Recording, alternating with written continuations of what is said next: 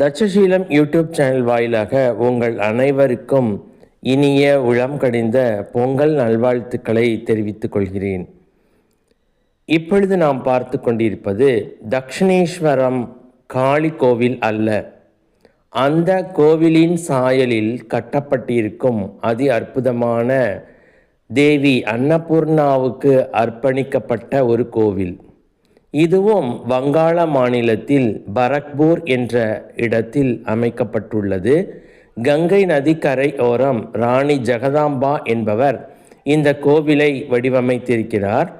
5 ஆண்டுகள் 1870 75 வரை இந்த கோவில் கட்டப்பட்டதாக வரலாறு சொல்கிறது. வங்காளத்தில் இருக்கும் கோவில்கள் முக்காவாசி கோவில்கள் செங்கற்களால், சுட்ட செங்கற்களால் கட்டப்பட்டவை. அங்கே மண் வளம் மிகவும் அதிகம்.